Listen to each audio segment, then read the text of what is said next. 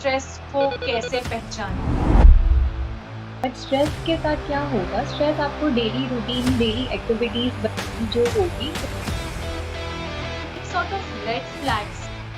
Hello everyone, आज एक ऐसे टॉपिक पर बात करने वाले हैं जो हर पेरेंट को अंदर ही अंदर कंसर्न करता रहता है। वो है अपने बच्चों को इमोशनली समझना, specially pre teens and teenagers, जहां मूड स्विंग्स तेज हो जाते हैं, कम्युनिकेशन कम हो जाती है और स्ट्रेस अक्सर चुपचाप छुपा होता है।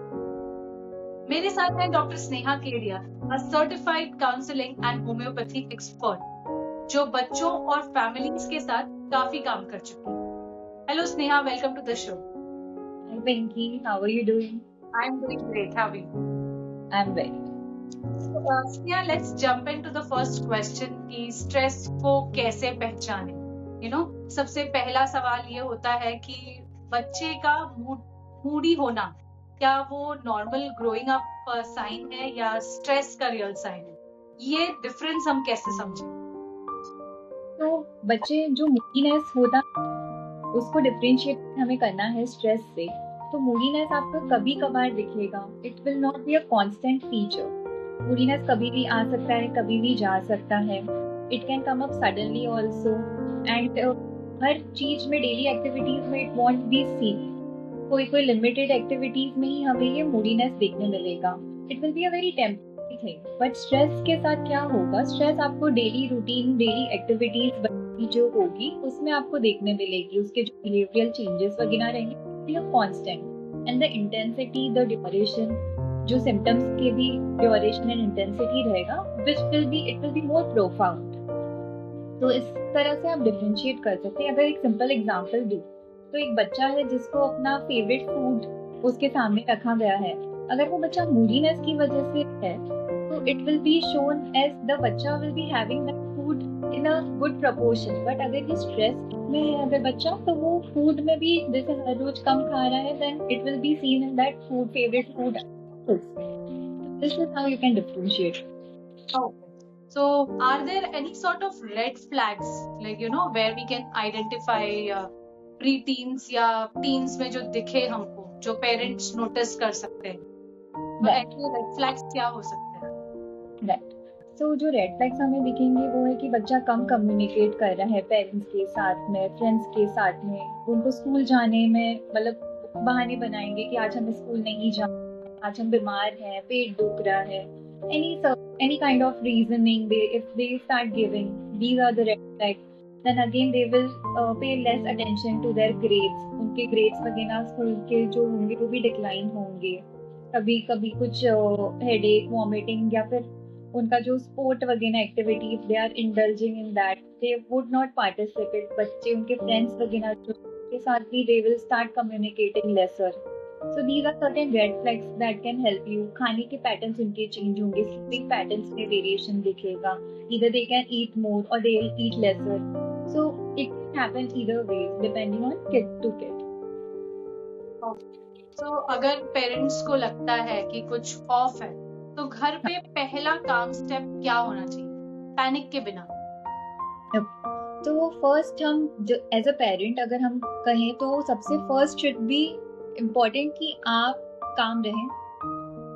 सेकेंडली, आप बच्चों को जाके बात करिए एंड एक्टिव लिसनिंग करिए। इट्स नॉट जस्ट सुनने के लिए सुनना है, बट अंडरस्टैंडिंग वाला जो एक सुनना होता है वो करना हमें सबसे ज्यादा जरूरी है। I think communication is the key to understand your kid and deal with things better. तो कम्युनिकेशन जो एक्चुअल में काम करे, इस पे अगर हम बात करें तो पेरेंट्स, एक कॉमन मिस्टेक होती है जब वो अपने बच्चों से बात करने के लिए ट्राई करते हैं।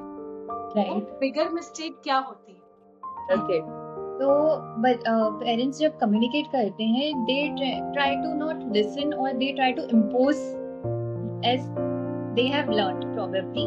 तो वो जिस दौर से गुजरे हैं वही वो इम्प्लीमेंट करना चाहते हैं। फिर वो कंपैरिजन करने लगते हैं कि ये बच्चा तो ऐसा है, तुम्हें क्यों प्रॉब्लम हो रही है। तो ये चीज तो होती है, ये हमें अवॉइड करना चाहिए। बच्चे की फीलिंग्स जो है उनको समझने की जगह पेरेंट्स को एक्नॉलेज करना जरूरी है, उनकी feeling. they are a kid after all, so it's very important to acknowledge if they are sharing something. ये बहुत important है पेरेंट के लिए कि उन्हें समझा जाए, ना कि उनकी फीलिंग्स को हम जस्ट डिसरिगार्ड कर दें। तो ये पेरेंट्स के एंड पे ये हमें देखना चाहिए। ओके, तो आजकल मैंने भी अपने पेरेंटिंग सर्कल में लोगों को ये कहते सुना है कि मैं अपने बच्चे का फ्रेंड बनना चाहती हूँ। क्या ये अप्रोच काफी है या कभी-कभी ये अप्रोच बैकफायर भी कर सकता है? It can definitely backfire because if जो बच्चा है अगर आपको एक फ्रेंड समझने लगेगा तो उनका जो बिहेवियर आपके प्रति होगा वो भी बहुत जैसे वो अपने फ्रेंड के साथ कि आपको कभी भी चलते चलते मार दिया, या वर्ड्स जो हमें अपने पेरेंट्स के साथ या एल्डर्स के साथ नहीं यूज करने चाहिए वो बच्चे यूज कर देंगे, because we are trying to be friends with the kid, right? You can be a friendly parent but you can't be the friend, because आज जो एक बच्चा है उसको एक एडल्ट मैच्योर गाइडेंस की बहुत जरूरत होती है जो पेरेंट ही दे सकता है। They are also in need of self control.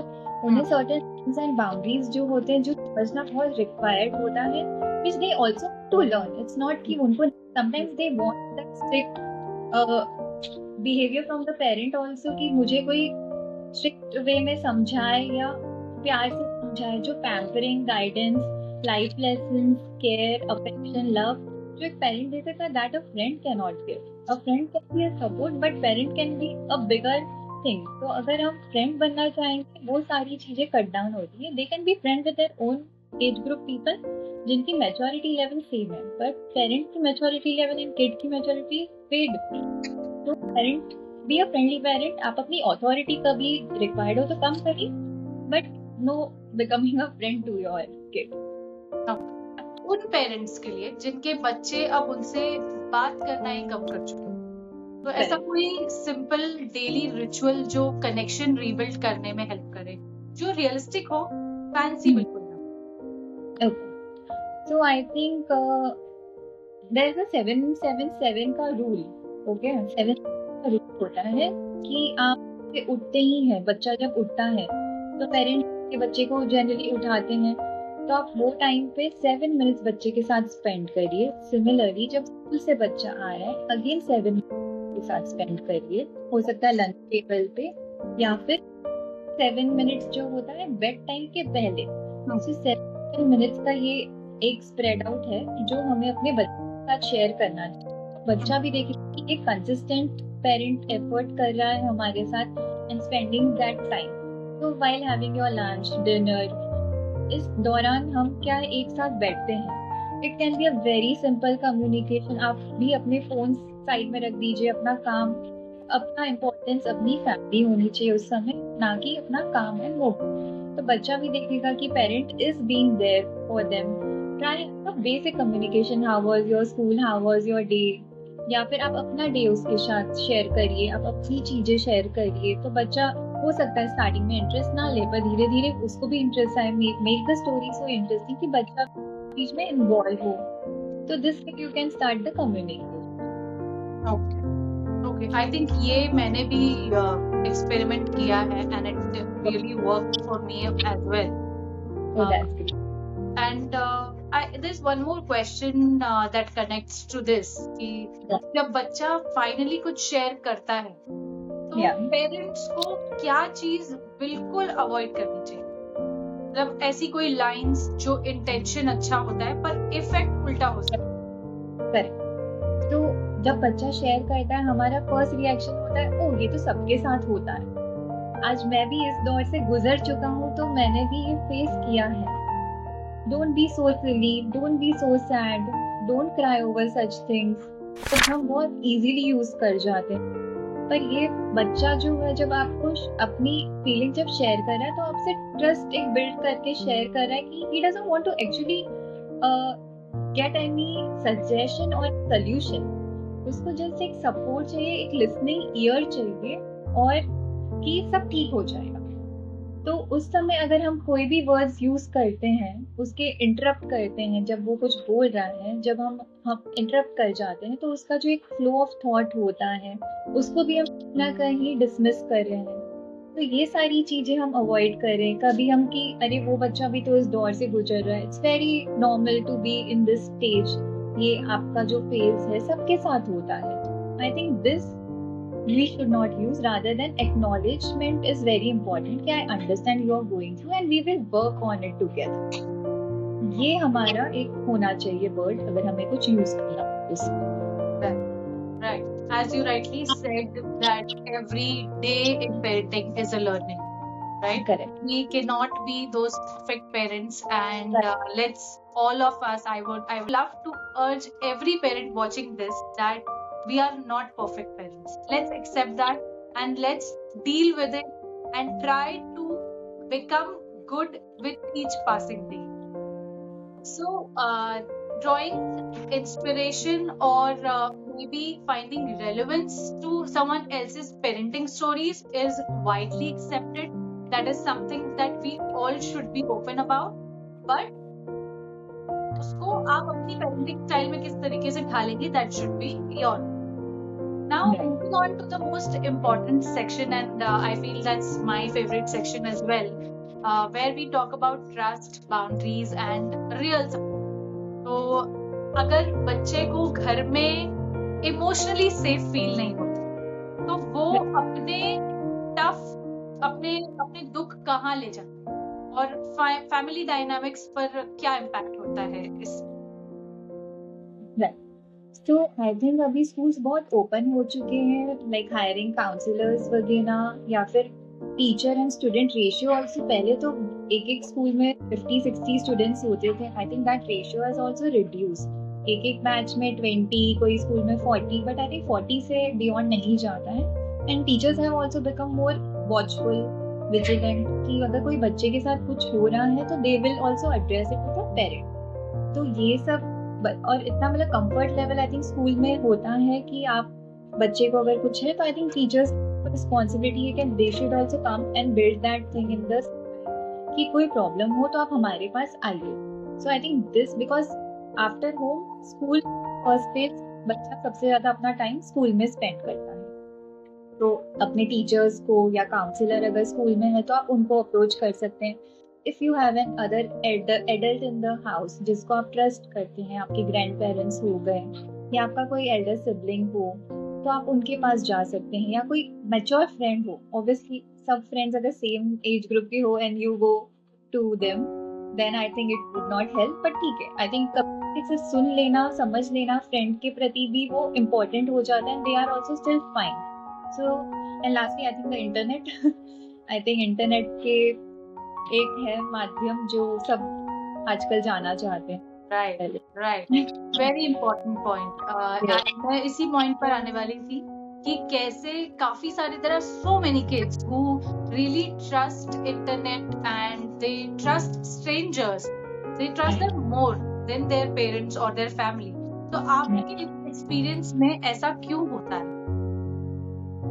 So firstly, internet कभी आपको इंटरप्ट नहीं करेगा, इंटरनेट हमेशा आपकी बात सुनेगा, इंटरनेट आपको वही बताएगा जो आपको सुनना होता है प्रॉब्लमली, और आपको वो इंडिपेंडेंस देगा कि आप अपने थॉट्स, फीलिंग्स जो भी है आप एक्सप्रेस करिए खुल के, और जो सोल्यूशन होता है वो शायद हमारे फेवर में होता है, जो सब बच्चों के प्रति भी होता है। Internet is not biased in giving their answer, सब बच्चों को वो एक ही सोल्यूशन देगा। तो I think it's like that, easy quick fixes देंगे इंटरनेट, जजमेंट नहीं रहेगा इंटरनेट के प्रति। तो these things kids love, who doesn't like that? तो आज अगर उनको ये इजीली मिल रहा है तो why not go to the internet? आप दूसरे बच्चे भी देखते हैं वहाँ पे जो सेम फीलिंग्स के थ्रू गुजर रहे हैं तो आपको बहुत कनेक्शन भी फील हो जाता है। So this is reason they go to internet first. So trust is a big word, और एक बार अगर इसमें दरार पड़ जाती है तो पेरेंट्स उसे कैसे रीबिल्ड करें बिना गिल्टी फील किए? ओके, सो ट्रस्ट तो हर रिलेशनशिप का एक फाउंडेशन होता है, like B it a mother, child, husband, wife, siblings, कोई भी हो। तो अगर ट्रस्ट ब्रेक हो गया तो आप फोर्सफुली नहीं कर सकते हैं कि बेटा तुम मुझे ट्रस्ट करो, वो करने से नहीं आएगा आपका trust. You need to prove through your actions. अपन बोलते हैं actions speak louder than the words. Same way में हमारे एक्शंस, बिहेवियर जो हमारे बच्चों के प्रति होना चाहिए, इट शुड बी ट्रस्टवर्दी. उनके जो भी स्मॉलेस्ट ऑफ द एफर्ट है, भले ही वो उसमें फेल हो रहे हैं, पास हो रहे हैं, we need to encourage them, motivate them, give acknowledgement कि तुमने बहुत अच्छा किया, ठीक है रिजल्ट अपने फेवर में नहीं है बट वी लर्न.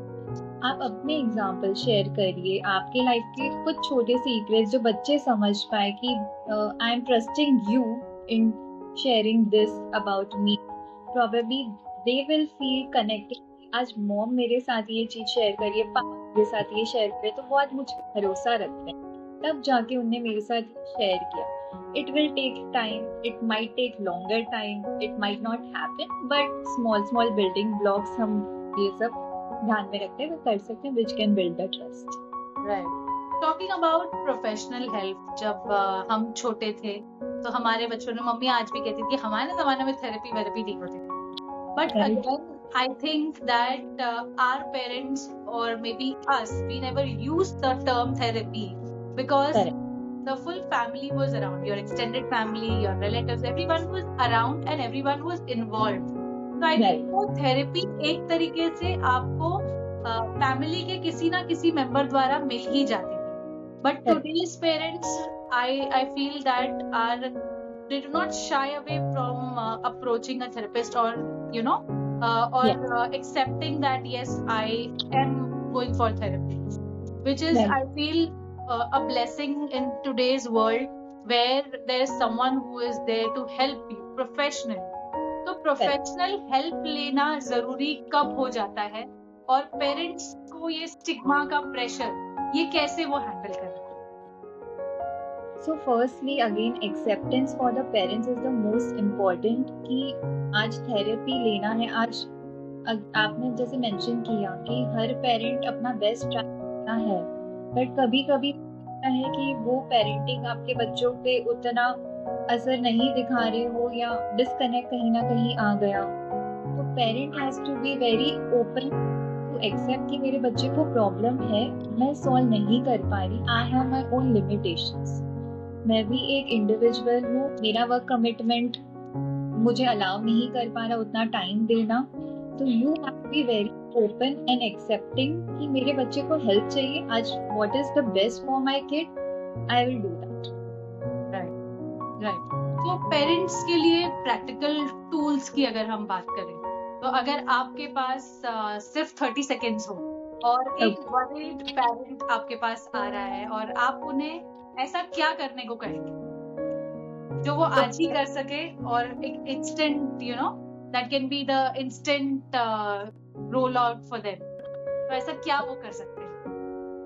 तो फर्स्ट एंड फॉरमोस्ट पेरेंट को सबसे पहले तो काम रहना है, उनको एनकरेज करना है ओपन कम्युनिकेशन, उनको अपने बच्चों को सिखाना होगा कोपिंग स्ट्रेटजीज, उन्हें बिना जजमेंट के हमें सुनना है.